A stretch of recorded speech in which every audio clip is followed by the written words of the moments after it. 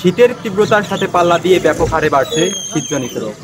আর এই শীতজনিত রোগে বেশিরভাগই আক্রান্ত হচ্ছেন শিশু থেকে বয়স্ক সব বয়সের মানুষ।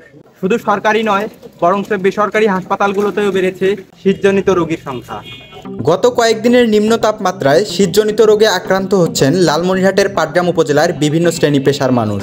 বিশেষ করে সর্দি, কাশি, জ্বর, নিউমোনিয়া, টনসিলাইটিস, সাইনোসাইটিস, অ্যাজমা, হাঁপানি, শ্বাসকষ্ট, চর্মরোগ ও ডায়রিয়া সহ শীতজনিত রোগে আক্রান্ত হচ্ছে শিশু থেকে বয়স্ক সব বয়সের মানুষেরা।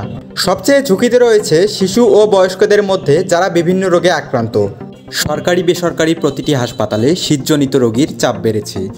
তবে নিম্ন আয়ের মানুষদের সর্বশেষ আশ্রয়স্থল হয়ে দাঁড়িয়েছে উপজেলা স্বাস্থ্য কমপ্লেক্সগুলো। ধারণা করা হচ্ছে, সারা দেশে জেঁকে বসা শীত ও ঘন কুয়াশায় সূর্যের রশ্মি না পৌঁছানোর কারণে দিনের আলোর উত্তাপ কমেছে। চারিদিকে জুবুথুবু অবস্থা এবং এরই মধ্যে হিমেল বাতাসের কারণে শীত যেন শরীরে আরও কামড় বসাচ্ছে। এতে ক্রমশ বাড়ছে শীতজনিত রোগ। গত কয়েকদিন ধরে পাটগ্রামের বিভিন্ন প্রান্ত থেকে ছুটে আসা রোগীদের দেখা মিলছে অনেক বেশি। খেটে খাওয়া নিম্ন আয়ের মানুষেরা আর্থিক অসচ্ছলতার কারণে বেসরকারি প্রতিষ্ঠানগুলোতে সেবা নিতে অক্ষম হচ্ছে, যে কারণে প্রতিনিয়ত সরকারি হাসপাতালগুলোতে বাড়ছে রোগীর সংখ্যা।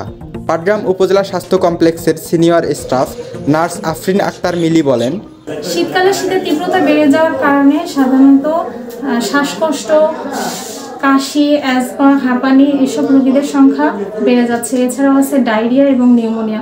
এসব রোগীদের মধ্যে সাধারণত বয়স্ক এবং শিশুদের সংখ্যা তুলনামূলকভাবে অনেক বেশি অন্যান্য সময়ের তুলনায়।